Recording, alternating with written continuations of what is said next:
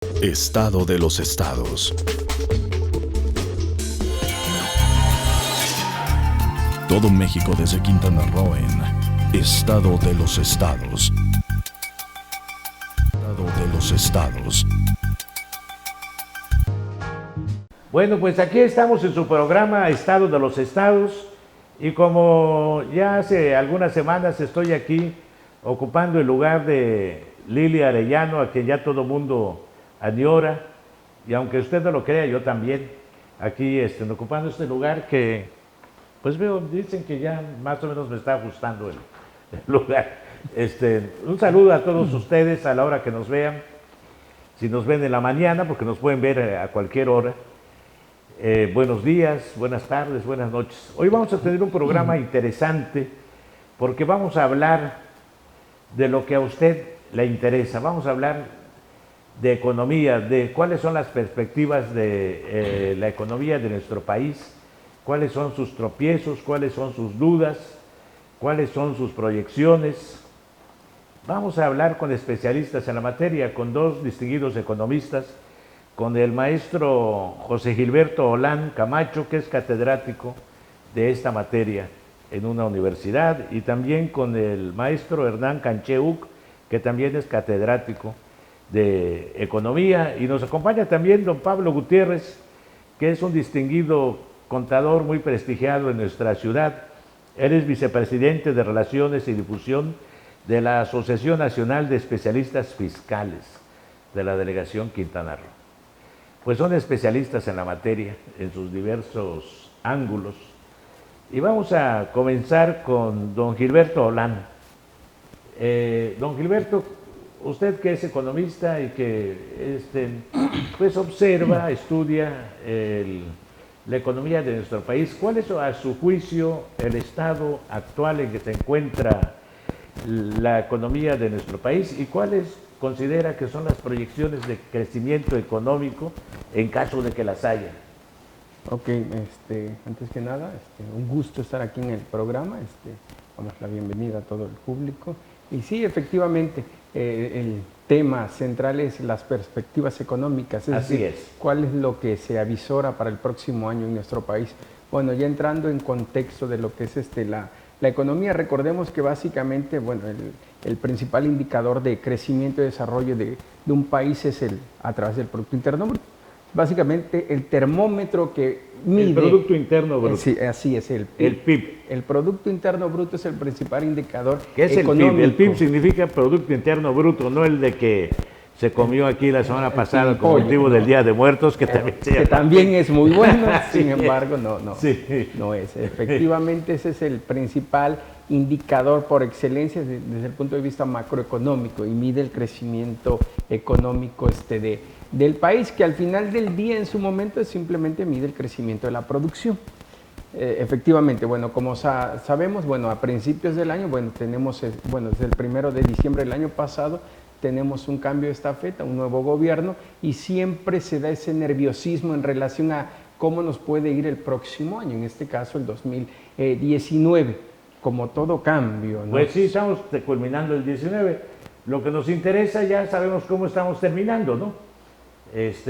Pero ¿cómo nos va a ir en el 2020, que ya está a punto, falta menos de 2 meses? Efectivamente, así es. El último, bueno, a principios, más bien, perdón, a finales del 2018 se venían los pronósticos del 2019, que desde el punto de vista a nivel interno, por parte del Banco de México y por parte de la Secretaría de Hacienda y Crédito Público, en su momento se avisoraba un buen inicio de año. Sin embargo, cada trimestre, porque así se divide, más bien se pronostica de manera trimestral, el crecimiento no ha sido el esperado y el adecuado. Se hacen modificaciones mes con mes en su momento en función a los trimestres. Vemos que ese crecimiento esperado no se está dando, es decir, las inversiones no se están dando debido a las políticas económicas que en su momento no han sido las más adecuadas, pero no todo es solamente la parte interna. Bueno, hay factores externos, exógenos, que de alguna u otra manera impactan el crecimiento económico, que al final del día se ve directamente impactado en nosotros, los consumidores, y en la misma y la propia sociedad. Según los pronósticos para este 2020 no son tan positivos debido a que está el antecedente de que no solamente no hubo crecimiento en el 2019, sino hubo otros factores que están impactando y dañando a la economía, en este caso de nuestro país. Eso es. Entonces no son halagadoras las perspectivas. Pues no son hasta este momento, con lo que está pasando a punto de cerrar este 2019, que se tenían buenos... Así es, así es. Se visoraba. Y usted, maestro Hernán Cancheuc, ¿cómo ve usted las perspectivas de crecimiento económico de nuestro país? ¿Cuáles son los obstáculos a los que se va a encontrar la economía para que crezca? No digo para que siga creciendo, porque ciertamente no ha crecido. O sea, que eso no quiere decir que esté detenido, ¿no? Hay marcha ya sin crecimiento, pero no hay decrecimiento, lo cual creo que es un alivio, ¿no? Claro. Mire, habría que recordar también de que muchos especialistas en la materia analizan de que el modelo económico en el cual rige nuestro país, y rige casi el 99% de los países del mundo, están teniendo este retroceso, a excepción de algunos como China, como Rusia, Estados Unidos, etcétera, ¿no? Los países europeos, ¿cómo estarán? Están teniendo perspectivas hacia la baja. Hacia la baja. De hecho, en los países, podríamos decir Argentina, Brasil, Ecuador, Chile, de nuestro lado, están teniendo graves problemas parecidos a los de México. Está bajando el nivel de crecimiento, el desempleo se está yendo para arriba, hay mucha protesta social. ¿Sí? Nosotros lo estamos viendo En acá. Chile y en Ecuador han habido protestas masivas de la gente. Exacto, son políticas neoliberales, están haciendo que la gente pues ya no tenga una válvula de escape que explote la queja social, y es lo que estamos viendo, ¿no? Más de 1 millón de personas movilizándose para protestar con esas políticas neoliberales. Es decir, el modelo económico basado en la teoría neoliberal, que es la que marca, indica que es el mercado, la oferta y la demanda, que regulan automáticamente las necesidades y los bienes de una economía, muchos especialistas, y coincido, de que está fracasando. Está fracasando porque no tiene un mecanismo el mercado de controlar esos errores, esos desajustes. Por lo tanto, el Estado tiene un papel importante en este lugar. Sin embargo, muchos confunden en la política de regresar a un modelo keynesiano, es decir, aplicar un modelo neo-keynesiano, ¿no? Que se aplicó en los años 30, 40 en Estados Unidos, que tiene la idea de que el Estado entre en la economía y resuelva los problemas en lugar del mercado, porque sostiene que el mercado, la inversión, no es suficiente para generar el pleno empleo, ¿sí? Entonces aquí lo que estamos viendo es se generaba trabajo, aunque no sea productivo, pero se daba trabajo.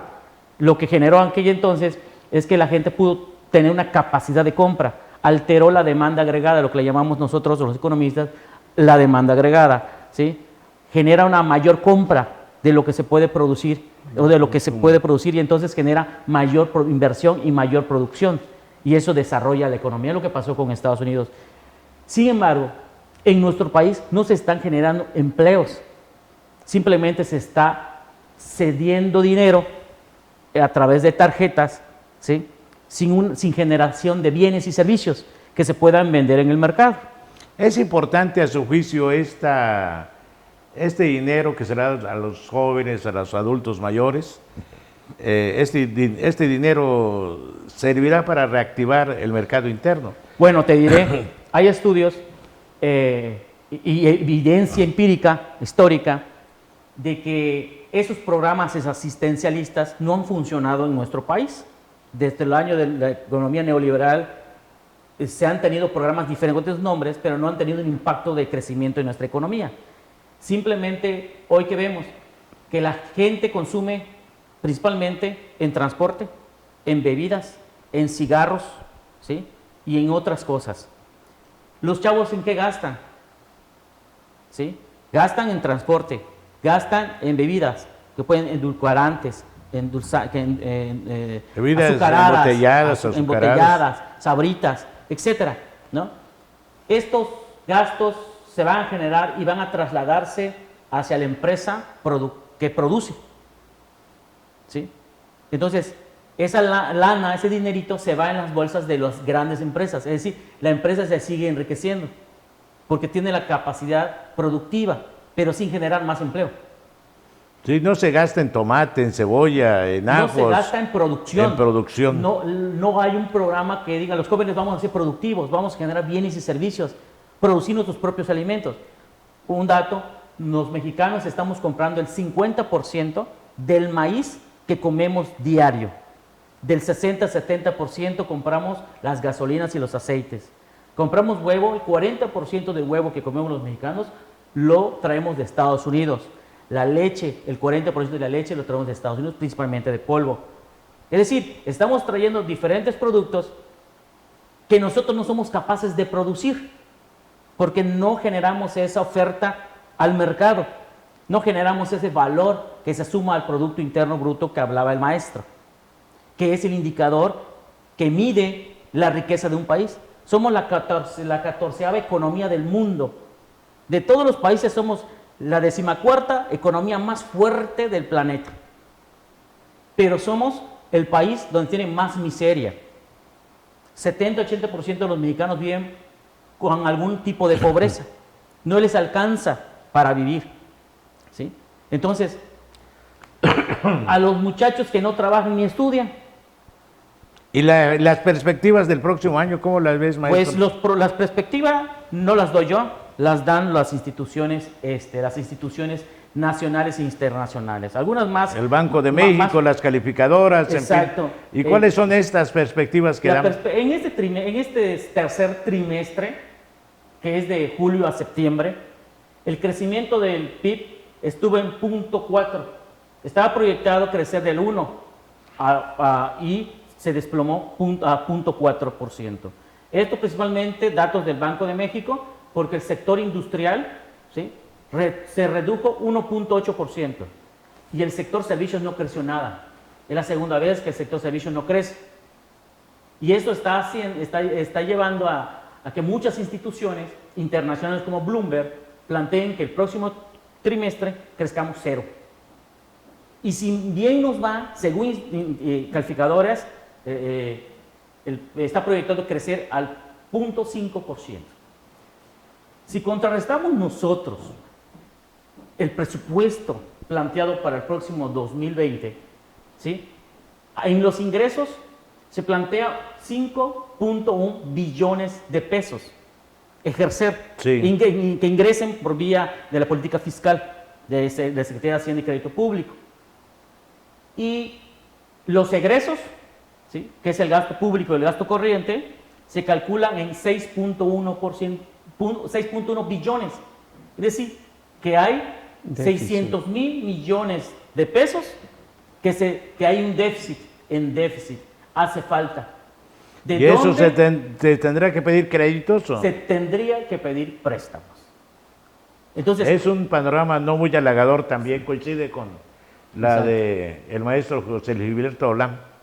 Y desde el punto de vista fiscal, usted que es fiscalista eminente, ¿cómo lo ve usted? Porque esto tiene un impacto en las finanzas públicas, en la recaudación de impuestos. Lo que él dice, se tiene previsto recaudar esta cantidad de 5 billones, ¿no? 5.1 billones.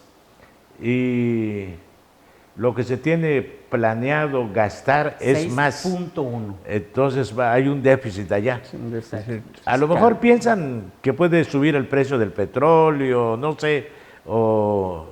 Esta perspectiva de crecimiento está valorada con el PIB del 2%. Fíjense. don Pablo Gutiérrez. Pablo Gutiérrez, el bueno. ¿Cómo está usted, don Pablo? Muy bien, Sí. antes que nada, gracias, don Jorge, por invitarme.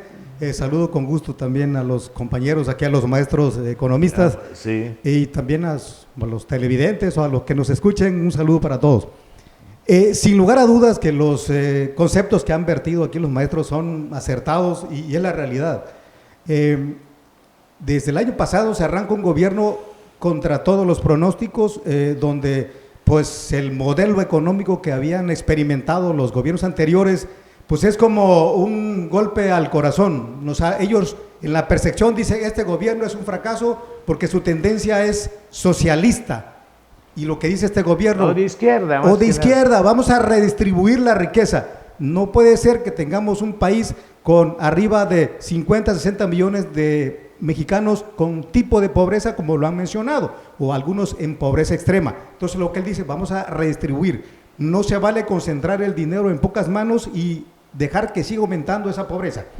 Si este gobierno ha procurado combatir algunos males que en el fondo deben de reflejar una distribución diferente.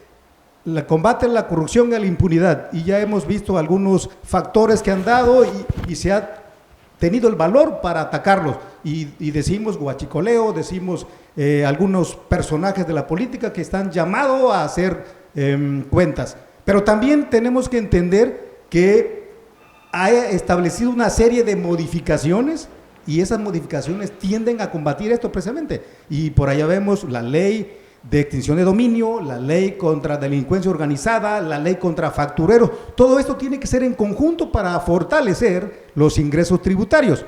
Pero hablamos un poquito de los aspectos económicos. El crecimiento económico, sin lugar a dudas, es el incremento de los bienes y servicios. Eso es, ¿cuánto se han incrementado estos bienes y servicios?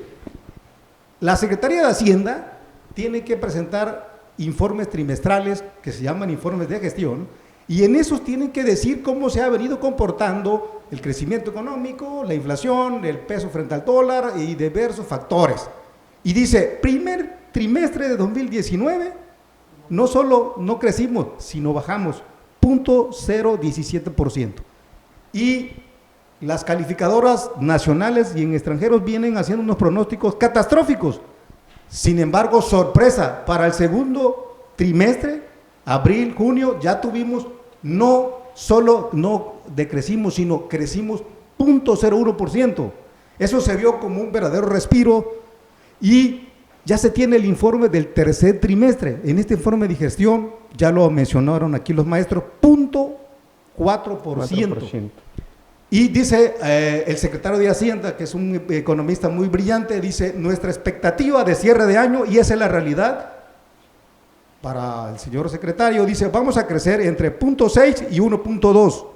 Eso es lo que el señor dice. Las calificadoras extranjeras y nacionales dicen que no es así, pero tenemos que guiarnos con la información oficial, tanto de Secretaría de Hacienda, Banco de México y el INEGI, que eso afortunadamente puede darse. No debemos de pensar negativamente ni en forma catastrófica. Pero por otro lado, se acaba de anunciar un paquete económico para reactivar la economía, que consiste en que el gobierno federal va a inyectar 485 mil millones y lo va a invertir en infraestructura. Va a hacer que el gobierno se reactive la economía a través de consumo. ¿En dónde se nota cuando no hay crecimiento económico? En los empleos y en el consumo. Esa es una realidad. ¿Y eso de dónde lo va a tomar el gobierno? Y aquí sí tenemos que decirlo, el gobierno tiene fundamentos macroeconómicos y tiene lo que se llama reservas presupuestarias. De ahí va a tomar precisamente esos 480 mil millones, los va a tomar de las reservas. Y dentro de esos hubo un subejercicio. ¿Qué quiere decir? Que el gobierno no utilizó algunos recursos y ahora los va a utilizar para hacer una derrama económica, para estimular. Y ya vemos que viene lo que se conoce como alto porcentaje de consumismo. Y este subejercicio es dinero que ahí está guardado. Sí, dinero que el gobierno no realizó. Que no se gastó. Exactamente, que no utilizó. Entonces, de ahí va a tomar, que eran como 155 mil, pero la cifra dice que son 485 mil millones que va a utilizar el gobierno para reactivar. Bueno, ahora bien, sin lugar a dudas que el poco crecimiento económico que hemos tenido ha significado que en materia fiscal los indicadores de recaudación en materia de impuesto sobre la renta y en materia de IVA, que son los pilares de la recaudación tributaria, hayan bajado, hayan tenido 0.02% en un caso y 0.03% en el otro caso.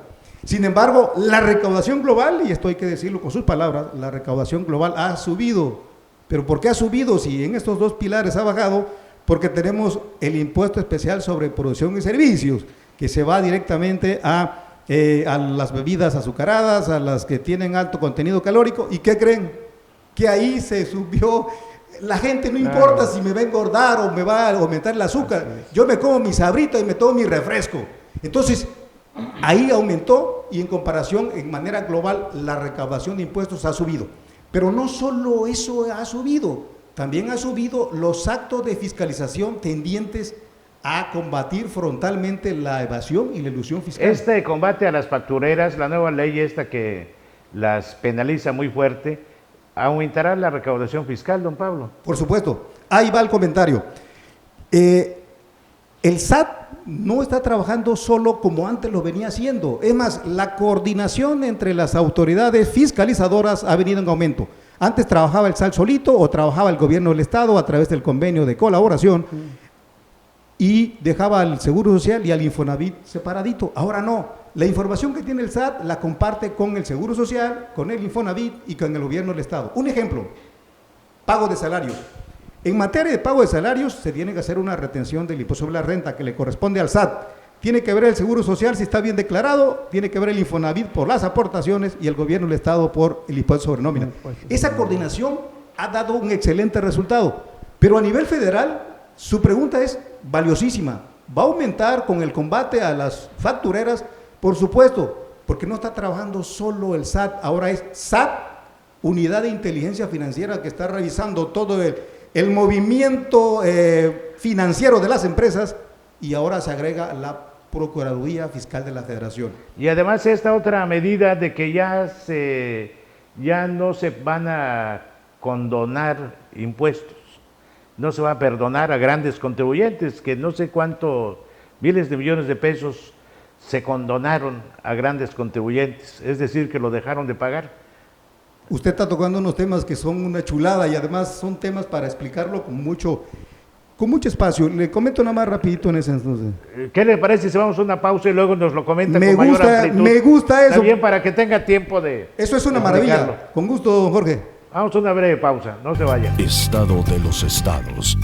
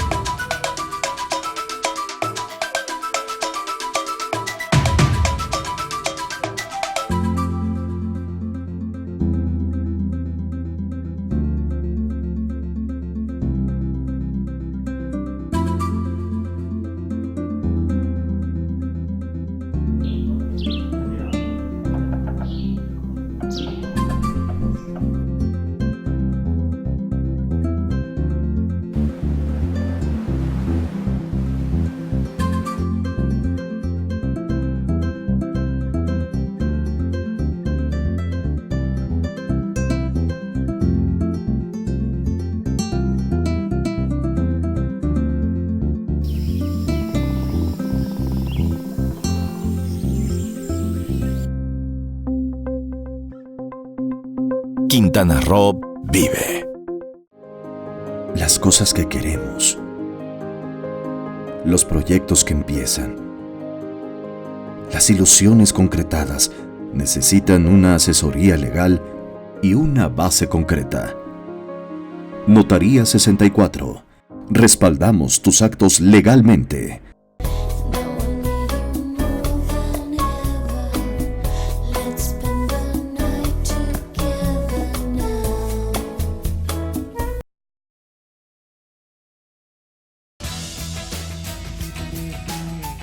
Un gobierno atento, moderno, transparente, honesto y eficiente será posible con el Plan Municipal de Desarrollo 2016-2018. A través del eje rector Isla Mujeres de Buen Gobierno, se garantizará mejor atención a la ciudadanía con un gobierno cercano y de puertas abiertas. Hoy, gobierno y sociedad suman esfuerzos haciendo futuro por un mejor Isla Mujeres.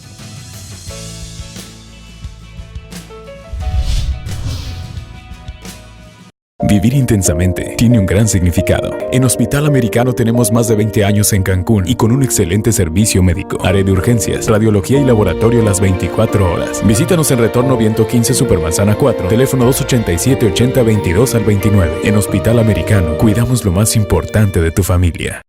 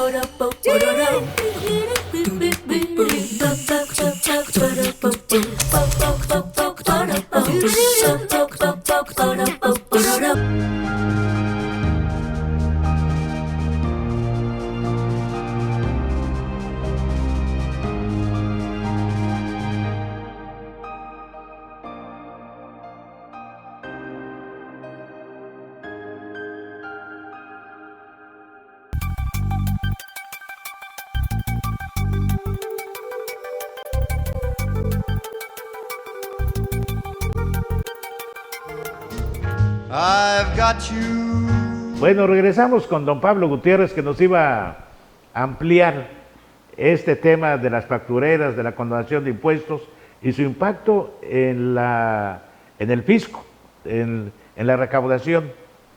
Don Jorge, el tema de las factureras ya se aprobó por la Cámara de Senadores, que se convierte en Cámara Revisora, la de origen es la de diputados, porque se refiere a impuestos.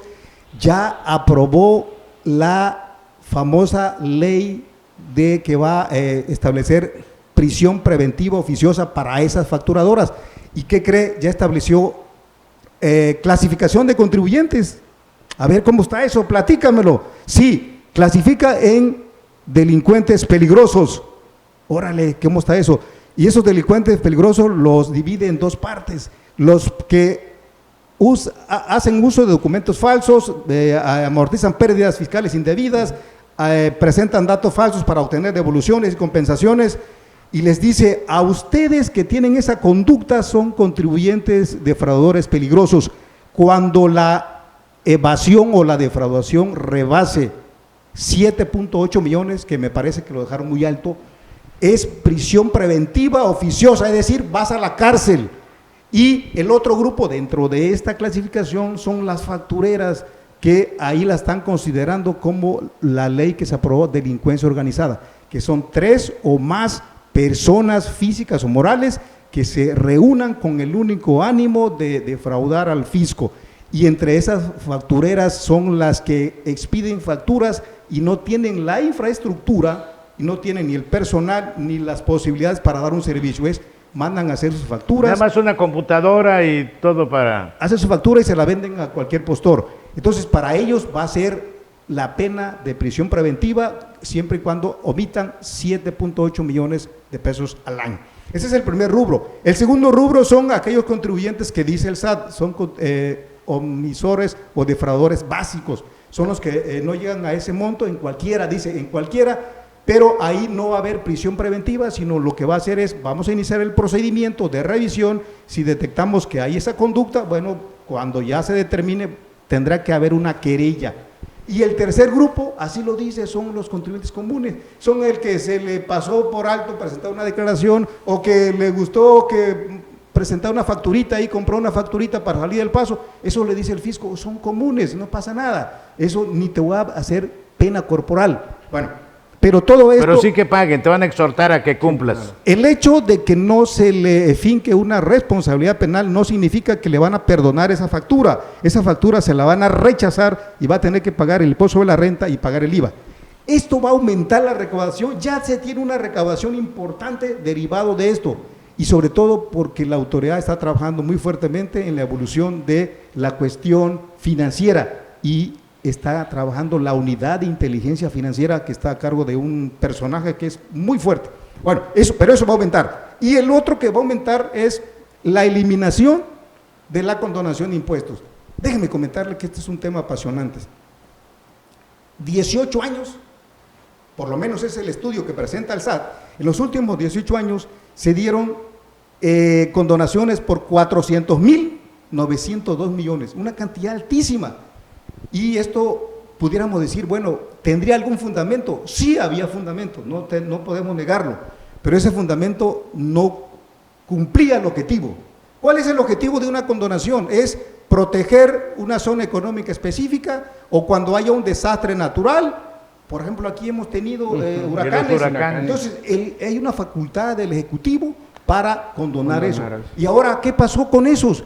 Que durante el 2000 no se dieron esos requisitos, sino nada más se fue de manera generalizada. Fue discrecional. Fue discrecional, pero sobre todo que cayeran en incumplimiento. Y esto es lo que duele. ¿Por qué? Porque a grandes empresas solo decían no puedo pagar, y la autoridad no llevaba un acto de fiscalización. A un contribuyente chiquito o mediano, cuando no presentas la declaración, al tercer día te está llegando una invitación a tu buzón tributario y otros 15 días tu requerimiento y multa. Y si no te pueden determinar la mayor de las 5 últimas declaraciones. Entonces, ¿qué pasaba con esos grandotes? Que no les hacían esa gestión de cobro, porque estaban ya esperando el famoso decreto de condonación de impuestos. Se dio en el 2000, 2007 y 2013. Sorpresa, hasta esos años se habían beneficiado 18,000 contribuyentes, pero de ahí, de 2007 a 2018, incrementó la cifra a 153,000 contribuyentes. Pero lo curioso de esto no es eso, sino de que el 54% de toda la condonación, es decir, de los 400,000 millones, se le dieron a 108 contribuyentes, grandes contribuyentes, que defraudaron 223,000 millones. Entonces, eso es lo doloroso, pero eso es otra forma de acabar con la impunidad y la corrupción y que va a aumentar la recaudación. Eso se espera que se dé a partir del 2020, cuando van a entrar en vigor todas estas reformas que pues se han don dado. Pablo, nos ha dado usted un panorama muy completo de la cuestión recaudatoria y todo esto. Ahora vamos aquí a regresar con el maestro Olam. Hay puntos negros para el crecimiento de la economía, porque lo que él dice, don Pablo Gutiérrez, que lo ha explicado con mucha atingencia, pues sí, existen políticas recaudatorias más transparentes y más eficaces, ¿no?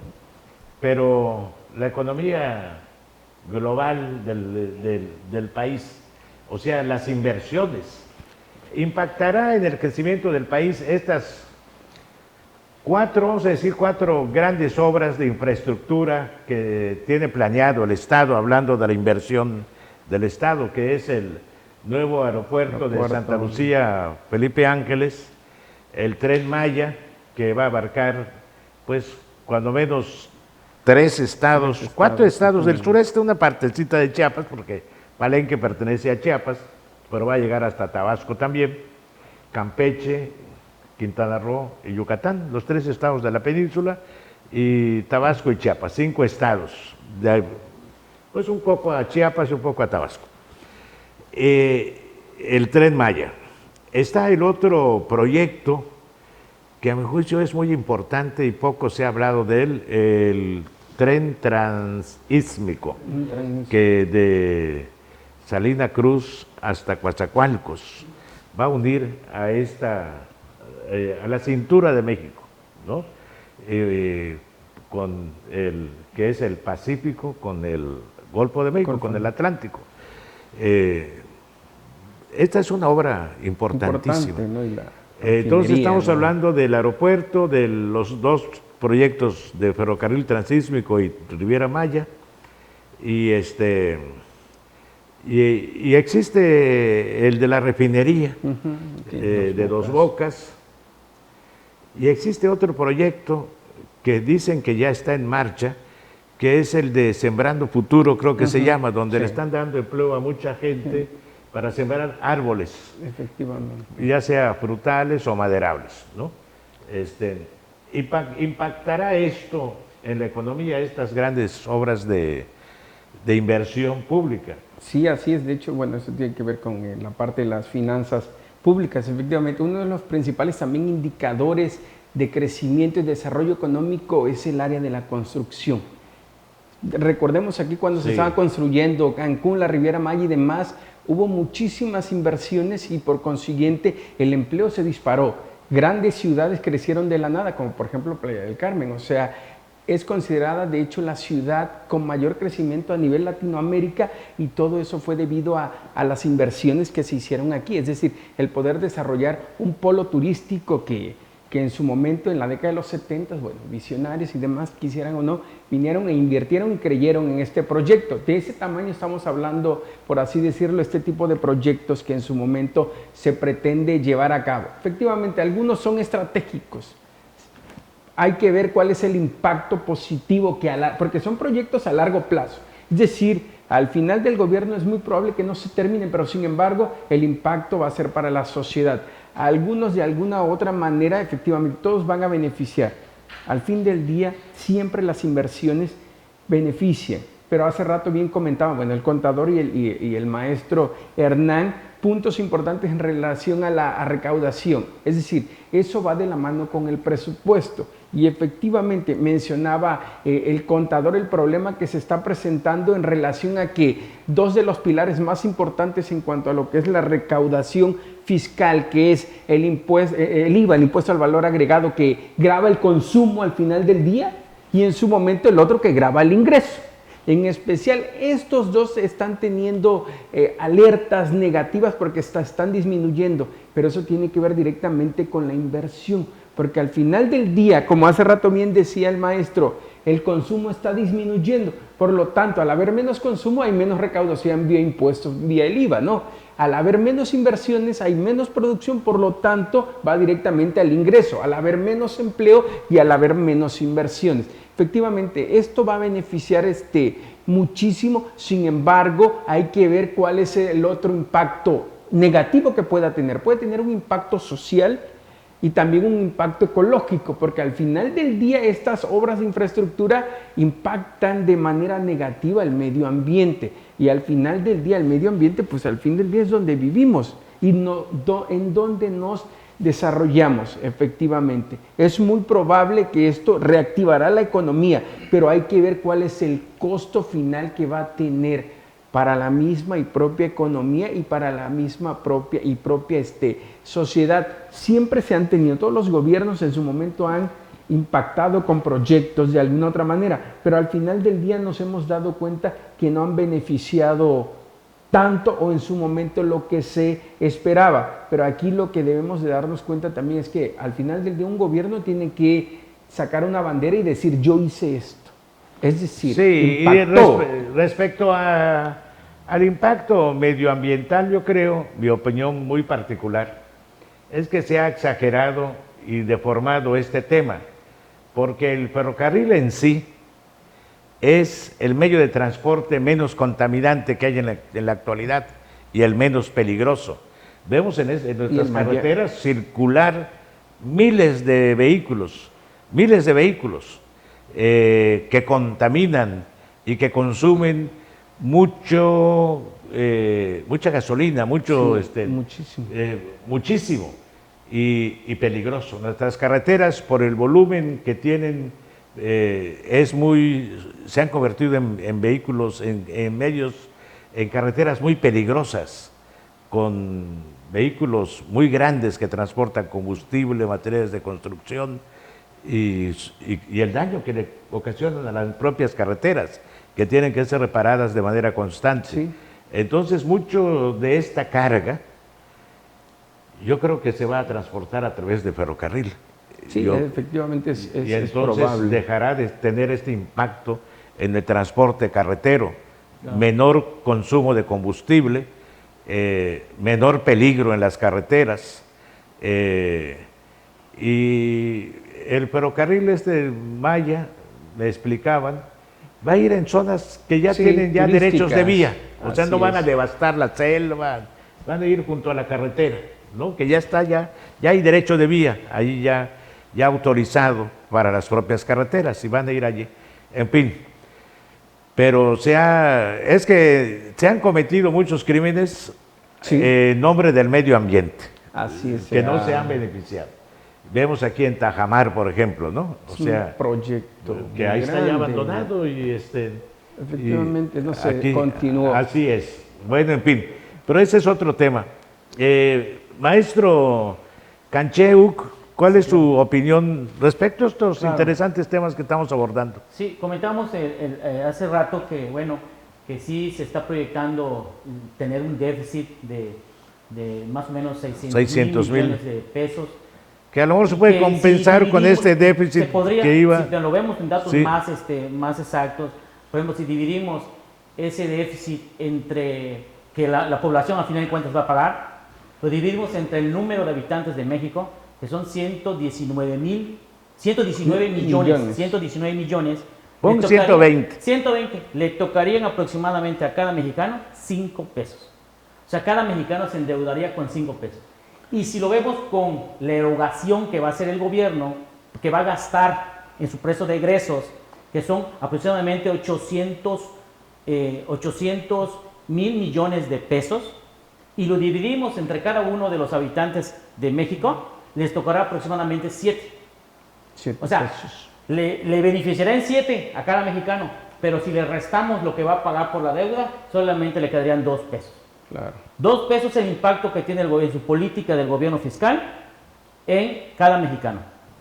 ¿Es suficiente esto para realmente impactar en un crecimiento? Yo creo que no. Estamos muy lejos para poder creer que podemos sacar de un país como estamos, estancado, a un país de primer mundo. Estamos lejísimos. No, de primer mundo no, pero O que al cuando menos menos que la estemos sociedad en... tenga lo mínimo indispensable, Lo mínimo, que así es es. comer, cobijarse y poder tener un poquito más de calma, ¿no? Necesidades básicas. Medicina.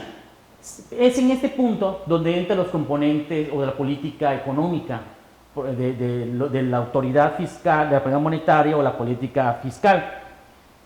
Si nosotros vemos que el componente del PIB, una es el gasto y otra es la inversión. Y la inversión. Si nos vamos más a gastar y no a invertir, si la inversión del gobierno es insuficiente, pues tenemos que atraer a la inversión extranjera directa o a la inversión nacional, porque el gobierno no puede solo. Se tiene que considerar esas políticas que favorezcan también al inversor, al que tiene el dinero para invertir. Y para eso podemos utilizar, creo que, algo que no hemos utilizado, algo que nos dio la naturaleza, que nos Claro. dio la geografía, que es nuestra vecindad con Estados Unidos. Claro. Tenemos 3.000 kilómetros de frontera. frontera con la potencia más grande del mundo y hasta ahora no la hemos utilizado. Solo tenemos ahí confrontaciones, que muro, que migrantes, pero Tenemos económicamente muchos. ahí está. Mucha riqueza, pero mucha riqueza. Y mucho ¿Qué potencial. pasa? Que nuestra sociedad, nuestra gente joven, la fuerza humana fuerte, que son los muchachos, que son los jóvenes, no están pensando en producir, no están pensando en innovar, están pensando solamente en gastar. En consumir. Somos los mexicanos gastadores. Datos indican que el 80% de lo que ingresa un empresario mexicano lo gasta y el 20% lo invierte un empresario. Un empresario japonés gasta el 20 e invierte el 80. Imagínense una persona que apenas tiene un nivel de secundaria, un nivel bachillerato. ¿Qué proyección, qué idea, qué plan nacional hay para impulsar la producción y tomar en cuenta a esta mano de obra que somos muchos recursos? Es un Utilizar factor el productivo. potencial humano. Exacto. Sí. Nosotros le llamamos... Estamos desperdiciando nuestro capital más grande, Exacto. que es el humano. Exactamente, y nuestros recursos naturales. Es obvio que nosotros tenemos muchos recursos naturales y es obvio que cuando se ejerce una producción o un bien, se genera un bien, obviamente se daña la naturaleza. Lo que se debe hacer es buscar mecanismos o políticas ambientales o que la empresa se haga cargo o mitigue el impacto ambiental en lo más que se pueda, porque decir que producir no va a dañar, eso es mentira. Toda No. producción va a dañar. Impactar. Va a No, impactar en la sociedad, el en ser la humano, naturaleza. cuando crea un nuevo centro de población, tiene que tumbar árboles Exacto. y abrir calles y todo eso. Cancún mismo. Exacto. Cancún toda la mismo, se devastación. vaya, la mitad de la zona hotelera fue relleno, Claro. o sea, se tuvo que rellenar. Así es. Entonces, un gran impacto ambiental que hemos resentido. ¿Dónde están las dunas de la zona hotelera? No hay dunas, acabaron con todas las dunas. Exacto. Entonces, entonces yo lo que yo veo con esta parte de crecimiento que comentan, junto con la política fiscal que está viendo, por ejemplo, la de extinción de dominio, y con esto de lo que son las factureras, ponerlas como a nivel de castigo máximo, como delincuencia, pues muchas veces pues también, o eliminación del aeropuerto, o etcétera, genera una condición de apatía, de invertir. Incertidumbre. Los inversores sienten una incertidumbre, ¿sí? Entonces, esto genera una situación de alejamiento a la inversión. Y otro escenario es que la gente, cuando ve esa situación, a la gente más o menos que conoce, pues deja de gastar, se pone a ahorrar y entonces desactiva la demanda interna. El consumo interno de bienes y servicios disminuye. Pero si un inversionista se inhibe de hacerlo, porque ahora va a haber mayor control sobre las facturas falsas, es que las utilizaba. Es que yo creo que tenemos que aprender también, como los países desarrollados de primer mundo, a ser transparentes también en la inversión. Claro. En Estados Unidos es difícil que alguien, o casi imposible que alguien evade impuestos. Ya es una cultura de que si vas a invertir, tienes que tomar en cuenta, así como el pago de tus trabajadores, el pago de los impuestos. O sea, viene ya desglosado. Pero aquí creo que tenemos una cultura que nos dificulta pagar impuestos. Sí. O que decimos, si lo vamos a pagar, pues a ver lo mínimo. Creo que usted como contador, don Pablo Gutiérrez, se ha encontrado con clientes que le dicen, ¿cómo puedo pagar menos? No, o sea, vaya, es que nadie dice, le dice, o pocos dicen, vamos a pagar lo justo. Ni menos, pero tampoco, ni más, pero tampoco menos. No, lo justo. Siempre estamos viendo la manera de pagar menos. Y si un contador te dice, bueno, mira, pues tengo aquí un amigo que te puede vender una factura, bueno, pues vamos a meterle, ¿no? Claro. También, o sea, vaya, y si alguien que dice, ya no vas a poder meter facturas falsas, bueno, pues voy a dejar de invertir, bueno, pues son empresarios cuasi delincuenciales, ¿no? O sea, hay que aprender a esto, pero nos vamos a una pausa mejor, ¿verdad? Estado de los estados.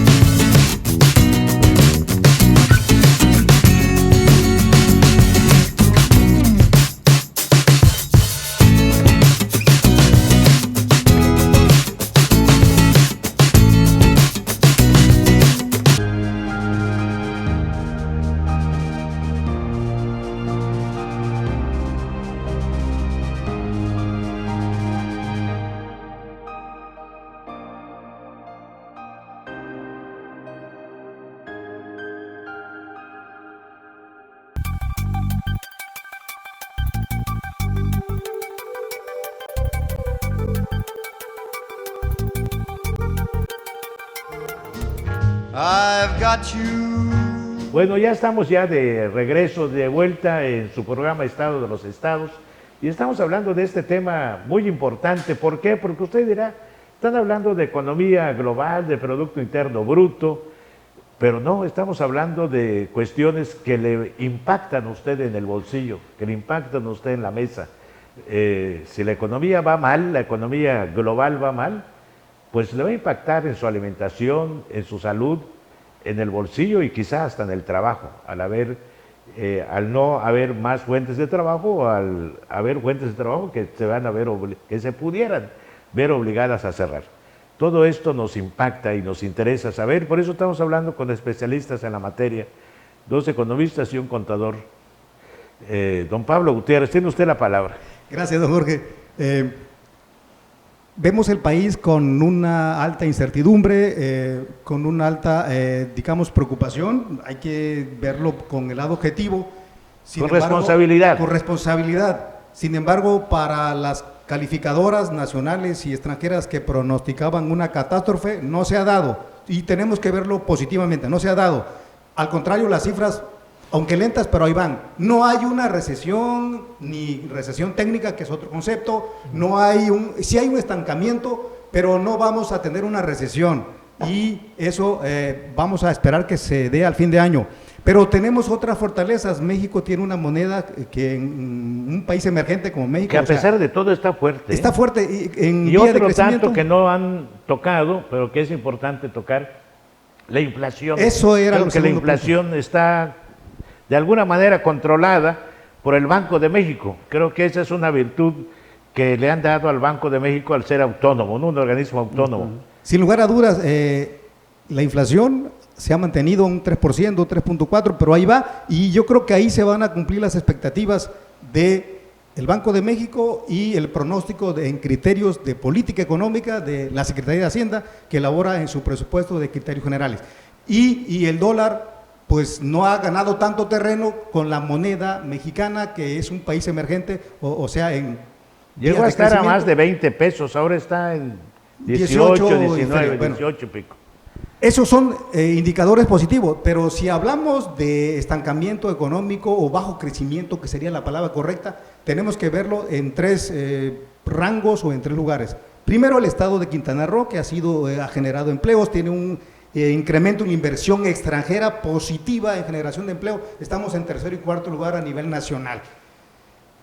En transparencia y rendición de cuentas, los números son muy positivos, también están en recaudación, están por el 2º o 3er lugar. Eso es muy bueno, pero es el efecto que decíamos hace rato. Si a un inversionista le presentas transparencia, le presentas rendición de cuentas y tendencia a debatir la corrupción, dice yo invierto aquí, pero si no vemos esos parámetros, mejor me voy a otro lado. Entonces, por ese lado se demuestra que combatir la corrupción, combatir a los factureros sobre todo, porque quien mete una factura es porque está haciendo algo indebido.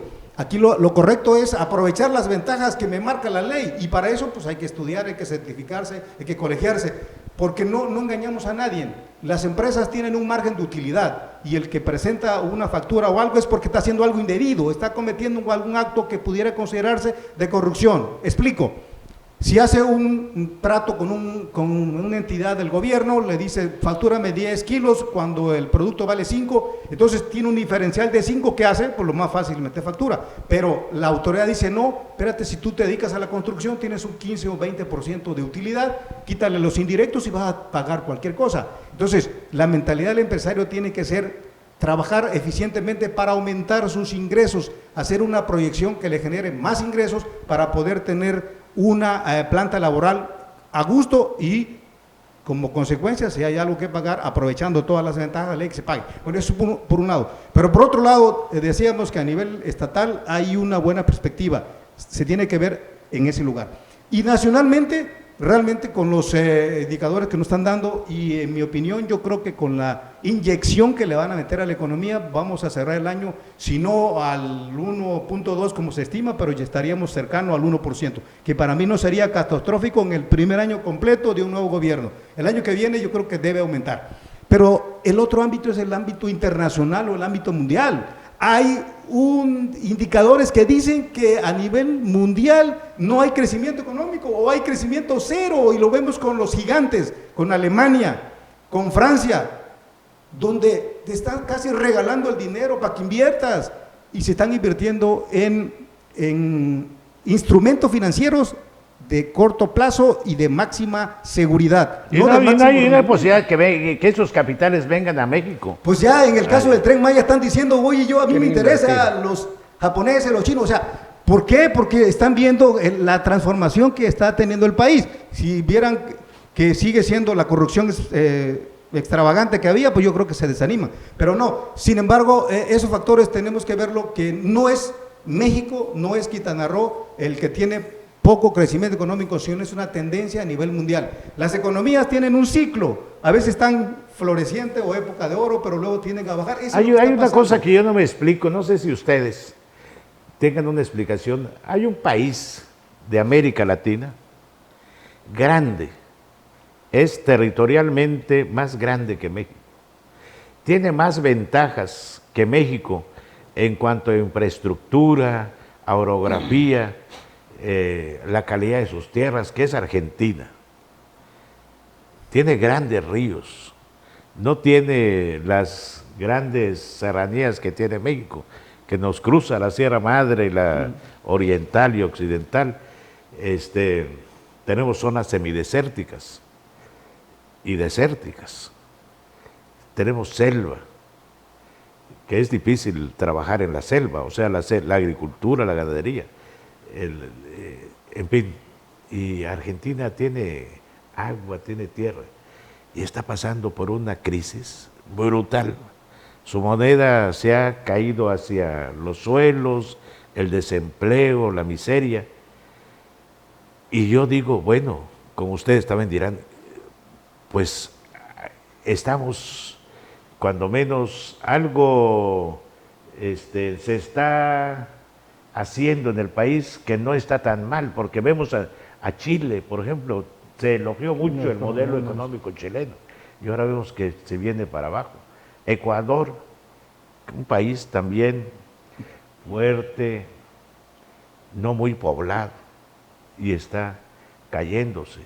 Hay crisis también ahora incipiente, pero en Colombia, y no digamos en Venezuela.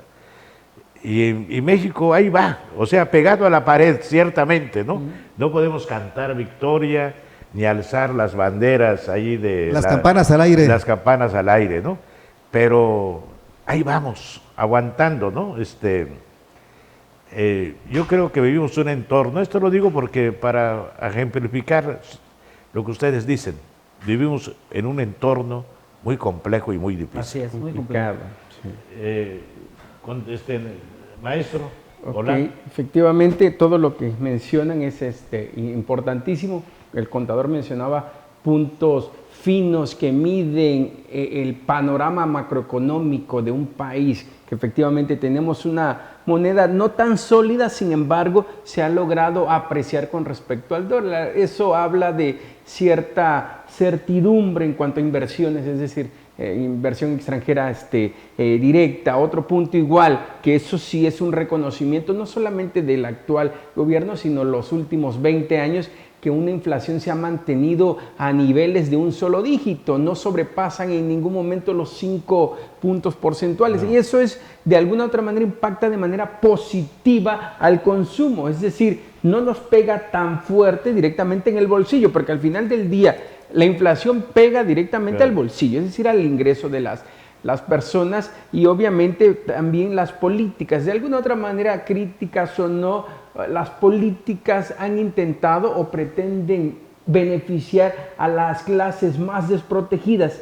Si funcionan o no, pero al final del día benefician de alguna u otra manera. Otro punto importante, efectivamente, no debemos de dejar por alto o pasar por alto el otro panorama internacional, porque al final del día, recuerden, son las empresas, el gobierno, las familias y el sector externo que participamos en la economía, y es un ciclo económico. Efectivamente, así como el ciclo de la vida, así es un ciclo económico, y efectivamente hay que enfrentar y afrontar el ciclo en el cual nos estemos desarrollando, desenvolviendo, sea positiva o negativamente. Efectivamente, no debemos de ser alarmistas, como bien dice el contador. El hecho de efectivamente tener cierto retroceso o en su momento no significa que la economía esté mal. ¿Por qué? Porque cuando hay problemas se ve directamente en la inflación y en el tipo de cambio, y nos estamos dando cuenta que el tipo de cambio se ha mantenido, es decir, hay certidumbre,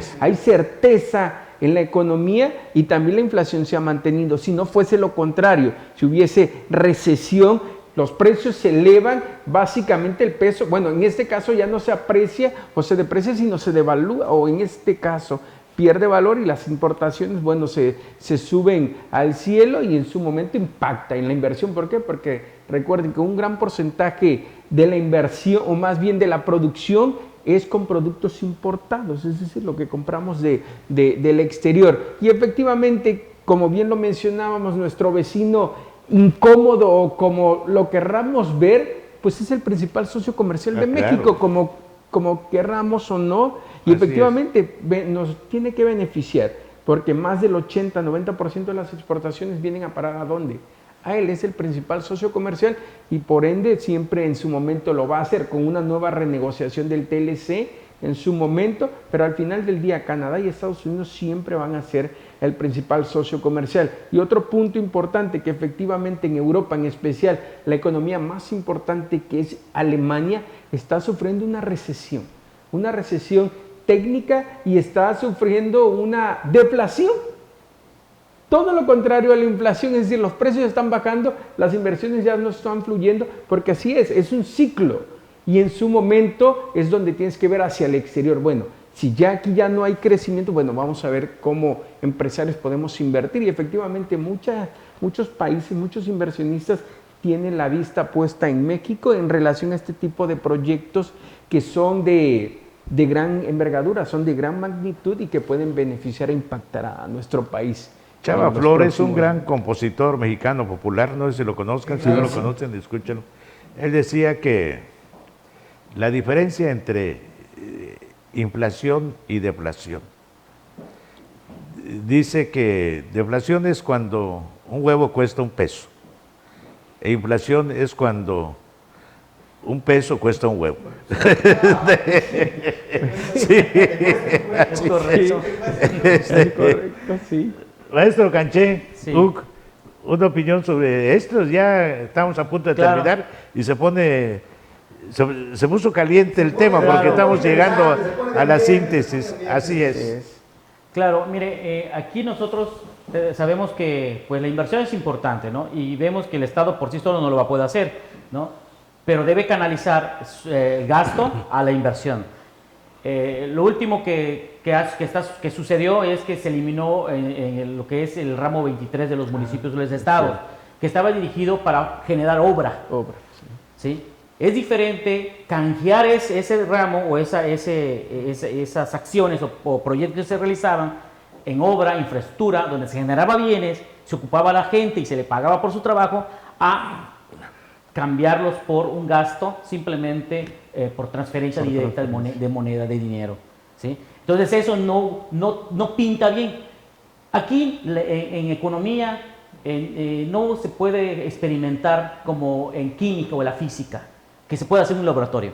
Aquí se tiene que analizar a través de la historia, a través del conocimiento empírico, de cómo nos ha ido en ciertas condiciones, en ciertas situaciones, obviamente analizando el panorama global y el panorama interno, ¿sí? Para verificar si son viables las políticas económicas que se están aplicando. Entonces, siento que sí se debe ir a que el Estado y la inversión externa o nacional generen mayores bienes, que realmente se inyecte, que se genere esas condiciones para que la gente que tiene ahorros pueda invertir y generar entonces bienes y servicios que puedan succionar el empleo que no se ha generado en nuestro país y que es la fuente principal para poder saciar nuestras necesidades, ¿no? Y que al final de cuentas, pues eso es la garantía para poder tener una estabilidad, ¿no? Sin embargo, también creo que se debe generar una política progresiva, fiscal progresiva. Es decir, que los que más ganen, paguen más. Y los que menos ganan, pues paguen menos. ¿Sí? Sería lo justo, ¿no? Sería lo justo, pero, o sea, eso es lo que se espera, ¿no? Que se genere una política fiscal progresiva y que la gente tenga un empleo, pero que tenga un empleo, pues, según el ritmo de la economía, pues cada vez mejor pagado, para que le alcance. Porque si no caemos en que como no me alcanza, pues tengo que buscar la forma de hacerlo. Y es ahí donde viene la corrupción. Entonces, desde mi punto de vista, coincido con los que creen que la corrupción no es un problema económico, es un problema del modelo económico que impide que la gente pueda lograr sus propios satisfactores por la vía legal. Como no se puede por la vía legal, por el mercado, sus leyes y las generadas por la sociedad, entonces se van por la parte ilegal. Y eso genera corrupción y eso genera distorsiones en la sociedad, como lo vemos, el narcotráfico, el comercio ilegal, etcétera. Entonces, se tiene que preocuparse, el gobierno tiene que preocuparse por generar bienes y servicios vía la inversión para apoyar, promover la inversión productiva. Y aprovechar nuestras tierras, nuestros ríos, nuestros recursos nuestra naturales. Gente, y de esa manera poder crecer a un ritmo que uno se sienta bien como mexicano, ¿no? Hasta feliz inclusive. Hasta felices, y lo podemos hacer, entre todos lo podemos hacer, pero si visualizamos de que esta situación de no crecimiento ha sido por la corrupción, entonces nos estamos yendo por otro lado. La corrupción es un mal del sistema económico, que se tiene que acabar con el modelo económico, modificar y mejorar el modelo económico, no aniquilarlo, porque el modelo neoliberal ha sido el más exitoso hasta ahora en la producción de riqueza. Pero deficiente en su distribución. Deficiente en su distribución, ¿sí? Somos la economía que más genera riqueza, más ricos, ¿no? Lo decía Joseph Stiglitz, un economista, premio Nobel de Economía, gerente del Banco Mundial. En su libro, publicado en 2011, escribía El precio de la desigualdad, su última obra. Decía, analizando a Estados Unidos, el 1% de la población tiene lo que el 99% necesita. Así analizando a Estados Unidos, imagínense nuestras condiciones como México. Aquí son decenas de ricos, nada más no llegan ni al 1%. Pues agradezco mucho las opiniones de ustedes. Vamos a cerrar una opinión de menos de un minuto de cada uno. ¿Nos va a ir bien? ¿Nos va a ir mal? ¿Nos va a ir igual? O como dijo aquel filósofo, ni mal ni bien, sino todo lo contrario. Cerramos ya su última intervención, don Pablo. Con gusto, don Jorge. Definitivamente que tenemos que seguir trabajando muy fuerte, apegado a la ética, a la honorabilidad. Si queremos cambiar el país, no se va a cambiar de la noche a la mañana. Tenemos que trabajar para que las siguientes generaciones, nuestros hijos y nuestros nietos, vean un país diferente. Yo le apuesto a que eliminándose la corrupción, aprovechando bien los recursos sociales, tendremos un mejor país. Y tenemos que agradecer pues, a Dios y a las personas que son socios comerciales de México, que no estamos como lo habían pronosticado. Y hablando de pronóstico, es como un pronóstico meteorológico, ¿sucede o no sucede? Los grandes investigadores decíamos que ahorita tuviéramos en una catástrofe. No es cierto. Tenemos que pensar positivo, que ahora viene esa inyección que le van a hacer a la economía, viene ya casi la aprobación del Tratado de Libre Comercio, que eso favorece la apertura de los mercados, el proceso de globalización que tendrá más posibilidad de que México invierta. Entonces, viene una temporada difícil, viene el Buen Fin, viene posadas y preposadas. Cuiden su dinero, no podemos echar las campanas al aire, como dijo atinadamente don Jorge. Tenemos que ser conservadores, mesurados, gastar lo necesario, no hacer compras innecesarias para cerrar bien el año y esperar que el año que entra tengamos un buen inicio. Muy bien. Maestro Roland. Efectivamente, es decir, ya estamos en el último... Excelente, en el último trimestre del año, efectivamente, es muy probable que la producción, se incremente. En este caso viene el final de año, el Buen Fin y también las festividades de Navidad, y al fin del día eso incrementa el consumo aquí en todo el país. El siguiente año, el 2020, efectivamente se ve complicado, pero debemos de ser positivos contra todos los pronósticos negativos que en su momento las instituciones internacionales tienen. Debemos de confiar en nosotros y las inversiones van a fluir. Efectivamente, entre más confianza tengamos en México, las inversiones van a empezar a fluir hacia nuestro país y eso va a generar mayor crecimiento en la producción y obviamente la demanda agregada, como decía el maestro, en este caso se va a incrementar y es muy probable que se pueda crecer más de 1% que se tiene pronosticado. Eso esperamos, maestro Canchella, para cerrar con usted. Pues hay que estar pendientes de la información. Hay que estudiar las estadísticas. Sí, hay que informarse. Hay que informarse. Esa es la clave, ¿no? Para poder tomar decisiones En este cierre, siempre en los últimos trimestres del año, pues se intenta crecer lo máximo, ¿verdad? Esperamos que se llegue a la meta. Sin embargo, pues hay que seguir trabajando, ¿no? Hay que motivar a nuestros alumnos, a nuestros a familiares, a nuestros amigos, a que ponemos a trabajar. Eso es, esa es la clave. Con esa palabra terminamos, trabajar. Exacto. Hay que ponernos a trabajar, eso Exacto. es. Y confiar en nosotros, confiar en nuestras propias fuerzas, no pensar que de fuera nos va a venir la salvación. La prosperidad del país reside en nuestras propias fuerzas, en nosotros mismos. Y en la medida en que tengamos confianza en nosotros mismos, pues vamos a tener mayor certidumbre en el futuro. Correcto. Pues ha sido un panel muy interesante, con gente muy informada, muy reconocida como ustedes. Muchas gracias por su participación. Gracias. Y nos vemos, como siempre, la mejor opinión es la de usted.